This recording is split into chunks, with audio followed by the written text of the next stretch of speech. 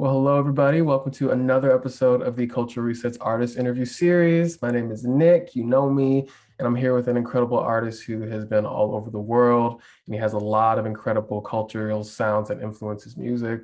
I'm here with the wonderful and incomparable Kristian J. Hello, Kristian J. Hello. Well, nice to meet you. Thank you so much. No, thank you for coming on. Yeah, of Um, course. So we really want to, or I really want to ask you, where did your creative journey begin? I know you have a really complex background, so where did your creativeness kind of start? Um, I've always wanted to be a musician or some kind of performing artist. So that was always like a dream that I've had in the back of my head. So since I was, a little kid, I was, singing in choirs, or I was drawing a lot, or I was taking piano lessons. And my family has a bunch of like artists or creative people in it. So it was just something that I was always used to.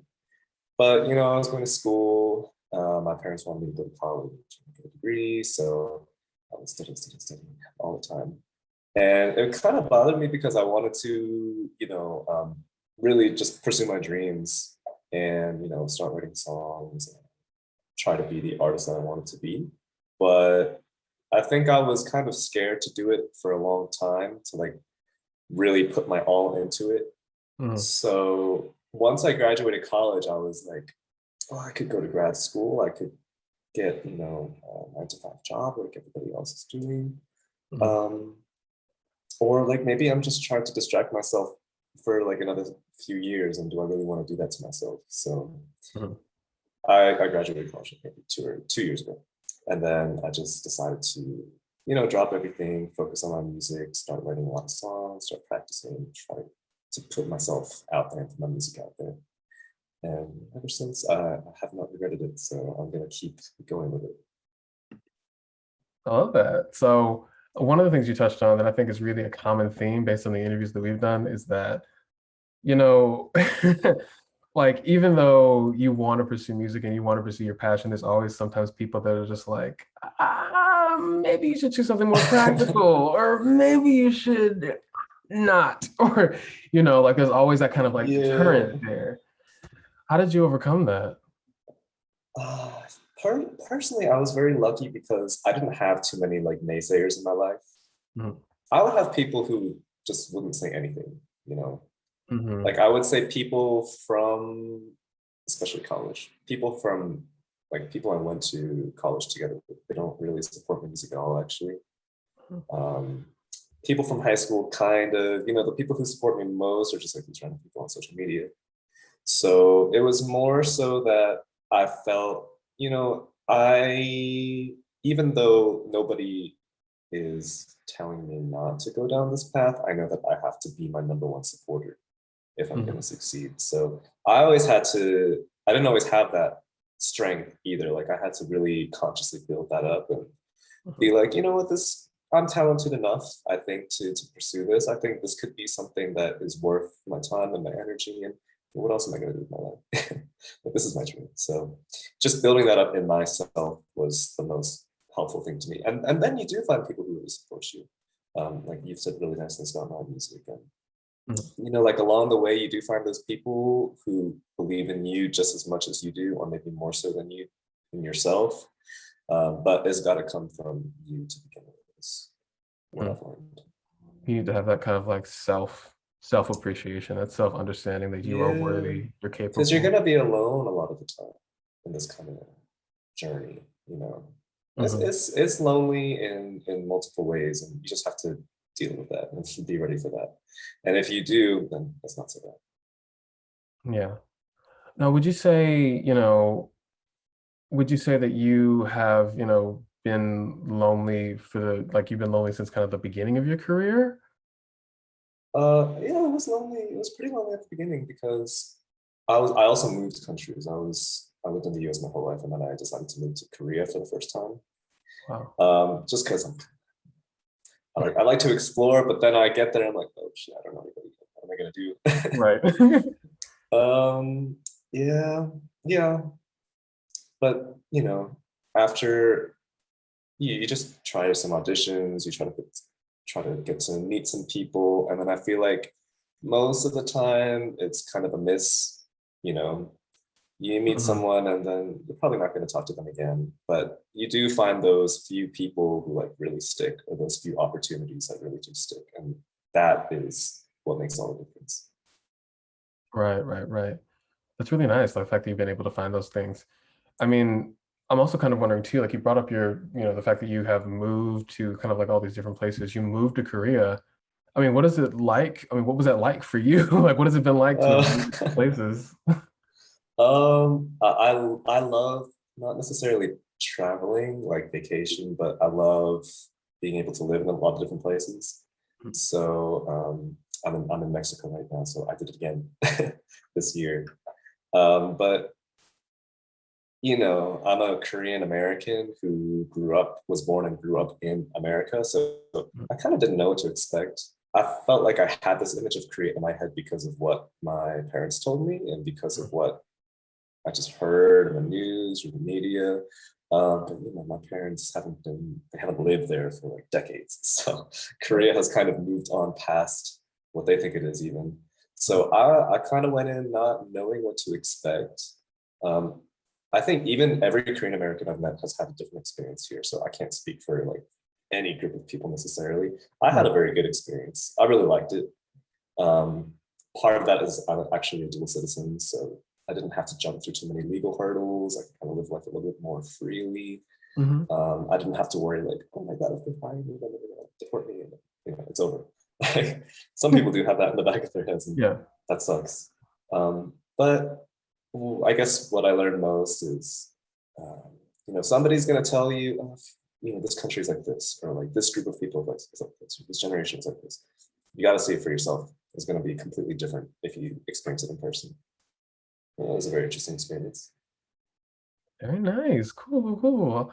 I mean, I'm kind of curious as to like how these different experiences have kind of impacted your music too, because I know you integrate like a lot of these different sounds that you hear in these different places into your art. How's that influenced your work? Yeah, I get inspired by a lot of things. So I'll hear something on the radio and I'm like, oh, that's like a new sound I've never heard before. I want that, you know, in one of my songs. Mhm. So like when I first heard like reggaeton like 5 years back, I was like, oh well, like, this isn't playing on the radio where I'm from. So like, I'll check this out.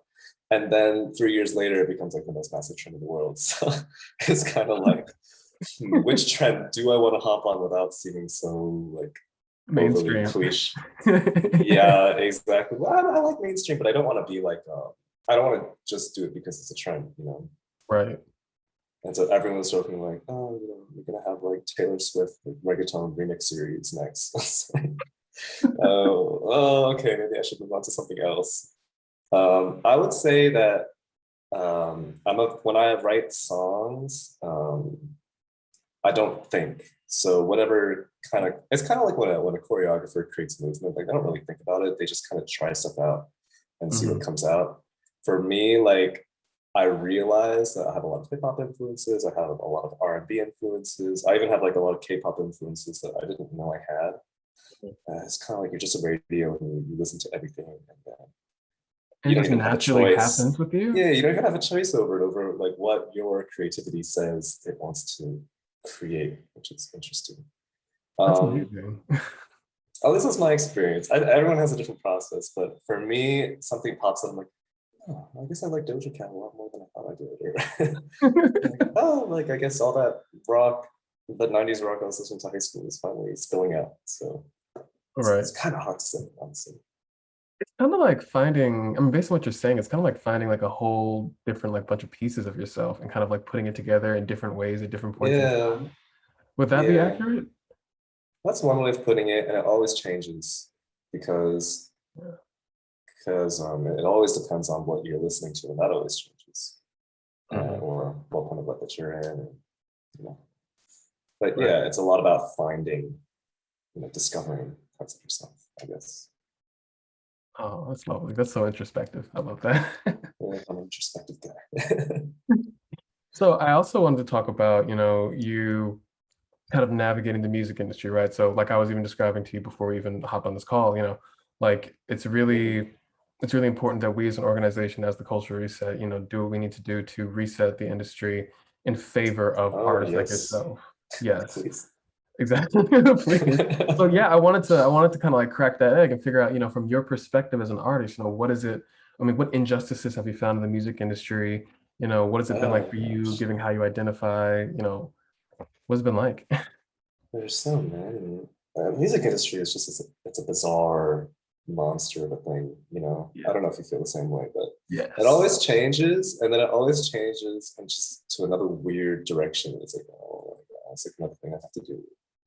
You know, Exactly. Right. when I first had my dream, when I first like was really wanting to become an artist, it was back when like Lady Gaga just got famous, and she just got discovered by some guy and then blew up. They just decided, well, we like her, we're gonna blow her up, and she's gonna be like, Just Dance is like the next big single on the market, Yeah. and it kind of just doesn't work that way anymore. I feel like now we're dealing with like an over this is my opinion, an over democratization of distributing music where now there's like that famous stat, like 40,000 songs get uploaded to Spotify every day or something.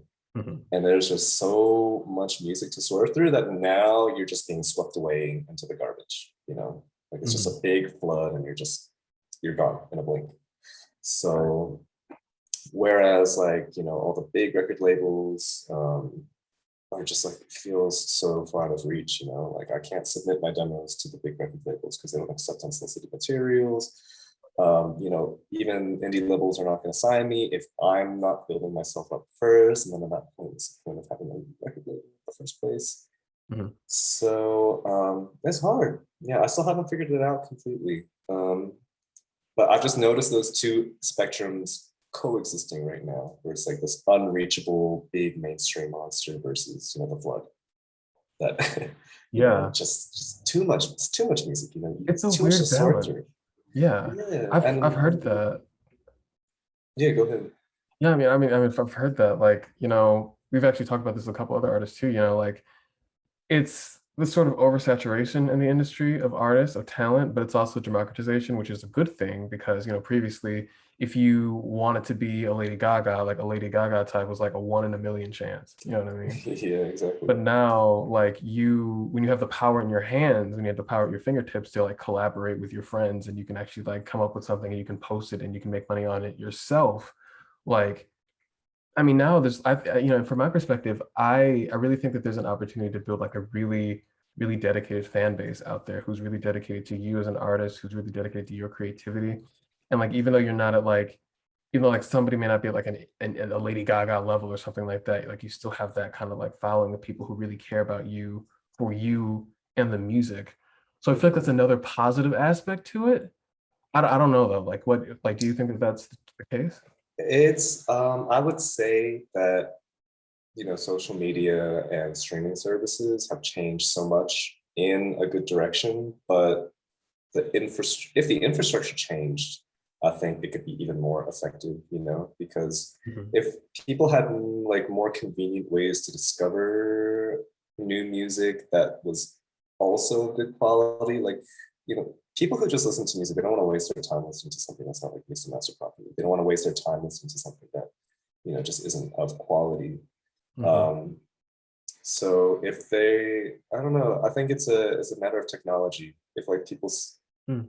invented like a new type of algorithm or a new app or Mhm. a new platform that made our voices not just distributed but also heard more easily and more accurately targeted to people who would actually want to listen to us, and if there also was some sort of way to like gatekeep in terms of quality, because I do think that's important, you know Yeah.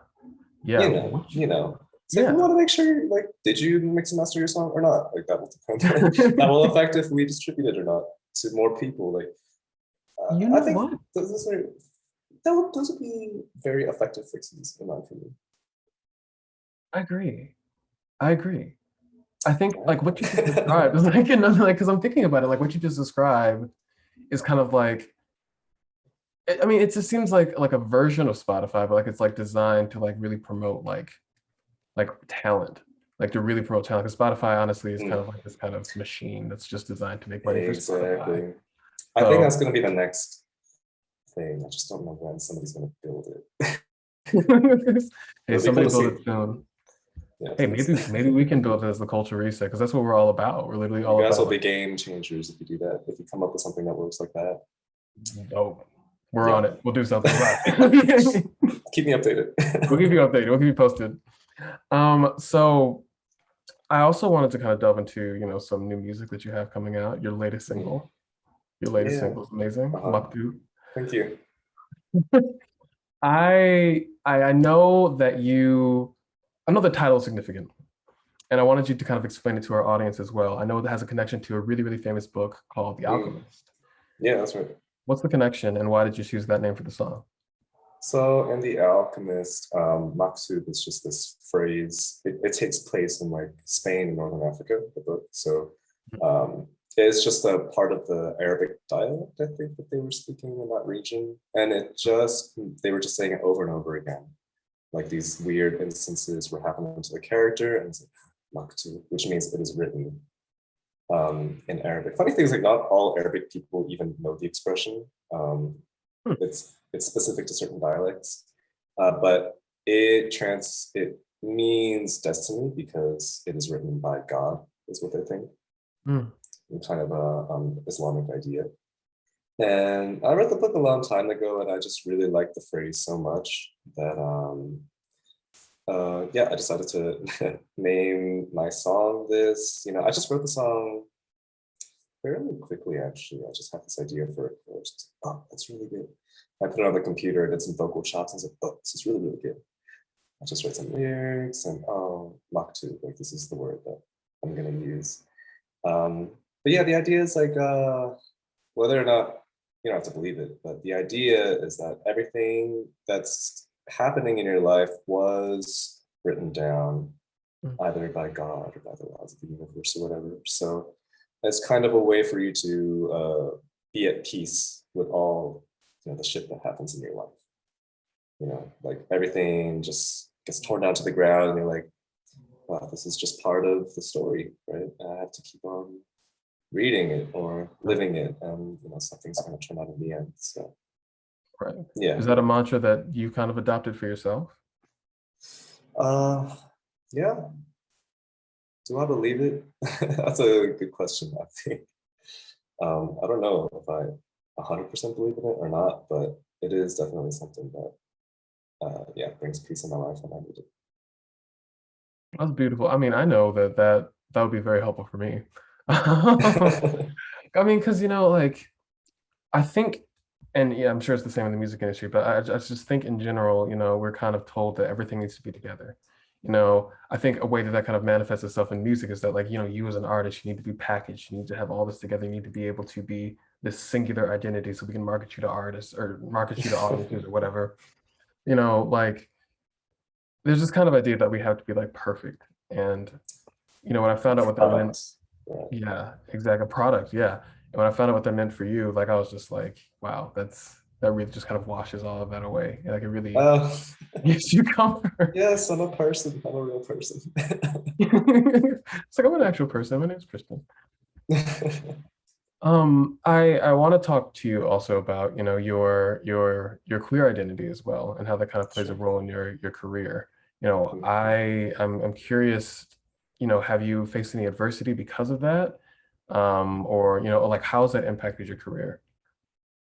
If at all. Not my career. That's a good question. I haven't experienced adversity per se. I think the most that I personally experienced it was like when I was in middle school, which is when I first came out to my friends and family, which was very young. But at a time, like, Don't Ask, Don't Tell was still around. Like, Glee just unveiled its first gay character, and it was, all over the news. And it was a time where I felt very uncomfortable with my identity. And that's another thing, I said, like, you really have to build up the courage to fight for your dreams, right? To fight for your music, but also to fight for your identity, however that may operate in different spaces. And I actually became very comfortable quickly with my queer identity. Like, I was very vocal about it. I was very proud about it. It's interesting that, especially when I went to college in New York. So I was like, oh, everyone's gay. Like, it doesn't mean anything. What's interesting is that then I moved to Korea, and then I kind of withdrew a little bit because it is a bit more homophobic there. Not as much as it used to be. Everyone thinks it's like really, really conservative, and that's not necessarily true. But you know, in Korea, you don't hold hands with your same-sex partner in public. You don't kiss them in public unless you're in like a gay club or something, or like a gay pride parade. You don't talk about it with your coworkers. Sometimes you don't even talk about it with your family at all. It's like that's the norm. So when I move to a different country, I tend to like get very influenced by it. So I found myself even like, oh, wow, I'm not like as confident as I used to be as a gay man. So you know, it's not going to change. Now I'm in Mexico City, which is actually very open. Maybe that'll change again. But what I have noticed is that so much has changed in the US over the past like 10 years or so, where it is become so much more accepting that you almost forget that it's even a problem, right? If you're in certain circles. Yeah. And then you get out of those circles and you're like, oh, this is what it feels like too. This is what I felt like 10 years ago, but it's still the present day. So as an artist, I almost thought like, oh, I don't need to be a voice for queer people. I don't need to fight for that. This doesn't need to be an important part of like how people see me. But then I realized that that's not true everywhere. And, you know, I have friends in parts of the world that, you know, they're not confident in who they are because of their families or where they've grown up. So I think it's something that's still really important to fight for and make people remember that it's okay and like things are going to keep changing. And I still want that to be a part of my brand, my music, whatever you want to call it. You still want that to be, you still want to be a sort of like beacon of light to those people who are in those situations as well. Yeah, because I was reminded that it's still important. And even when I went to Korea, Korea is like, it's like the boiling point, you know, of getting into the mainstream, this, you know, the gay community, gay culture, queer culture over there. So yeah, it was just like something that I had to remember. Wow. Well, I definitely agree, you know, especially when you're talking about like people in the United States like being in their own circles and not really understanding some of the real life problems that they think are over and done with, but they still exist. You know, I think that's the case with homophobia. It's the case with racism. It's the case with xenophobia as well. Like, you know, we kind of have these circles that we're in. It's just like, oh, well, it's not that big of a deal. And then you step outside the circle, it's like, oh, well, actually, yeah, it still really is. So do you have like what would you say, I guess, to people that are in those circles? I would say that, you know, who you are is the most important thing. And you have to be, as I've said like several times, you have to be your biggest supporter. You have to be your biggest fan. Because not everyone's going to give that to you. What helps is knowing that there's people out there like you and that there's people out there who do support you for who you are, even if it's maybe not the people that are most directly in your life. So that's why I want to get that out there. I want to show you that it's okay for you to be who you are and for you to love yourself. And if we could all learn to do that, you know, we would live in such a better world, don't you think? That's so beautiful. Oh, thank you. Like I feel like, I don't know, I really feel like, you know, music needs people like you.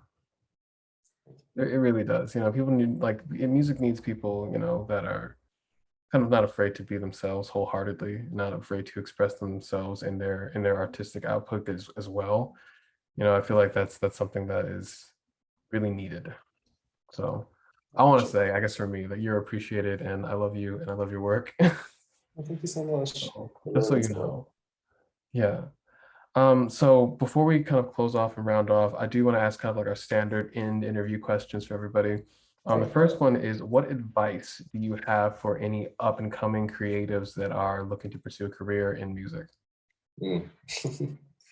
I would say, hone your craft, right? Like get good at what you do, study just enough where you can make a good song, hone your craft, study up. And then after that, once you get to that point, don't sell yourself short, I would say. I think that's a problem that I've seen with a lot of, I'm not a big artist, but smaller artists than me. They think that their song doesn't deserve, a budget for promotion. They don't think that they deserve, high quality engineering. They don't think that they deserve like fancy mic. And you don't need a big budget to create something good, but you have to like believe in your music enough that you're gonna put your all into it, even if you have to, spend a few bucks, hire some people, put a lot of time into it. Yeah, don't sell yourself short, because that's like the biggest trap. Yeah, that's what I would say. I love that. Hone your craft and don't sell yourself short. Mm. It's real. And then our last question, and this is more directed towards you and what you have coming out. Any new projects, any future projects that you have coming out, anything in the works? Yeah, I got a lot of stuff happening. So, well, my single came out today, so that's like what I'm trying to focus on right now. I have an EP of about 6 songs. It's coming out in mid-October. So, and this is going to be more of a hip hop R&B vibe, because I use a lot of hip hop beats for the songs, as opposed to this like Latin pop song that I have today. So yeah, it's going to come out. I have a lot of music videos in the works for that. It's all recorded, just needs to be edited. Yeah, so yeah, 3 music videos are going to come out. So, I don't know, sometime in October. Sometime in October. Yeah, I love writing music, so I'm always making stuff. I'll probably have like another album by the end of the year, like a full album, hopefully. And then I signed a deal with a very small, but also it's a small record label, but they focus on LGBTQ artists. They're called Pink Dollar Media. Oh wow! And Congrats. yeah, they're very. Thank you. It's not huge, but they're kind of commissioning an album for me, which is really nice. So I kind of want to make something for them. It's going to come out next year, so yeah, just stay tuned. There's a bunch of stuff coming out soon. Yes, and actually, if you're watching this interview now, it's October, so you should go ahead and check out Kristian. Yeah, check out what I already released. Check out what he's already released, go. Well, Kristian, I just want to say that again, I'm happy that you hopped on to have this conversation with us. I hope you had a wonderful time. I know I had a wonderful time learning from you. Same thing. And yeah, I will definitely stay in touch. Yeah, please. And I hope everybody really kind of like heard what Kristian was saying here. Like, so many drops of wisdom throughout this entire interview. So definitely be sure to stay tuned for everything he has coming up. Thank you for listening, guys. All right, y'all. This has been another episode of the PCR Artist Interview Series, and we will catch you next week with another artist interview. Peace.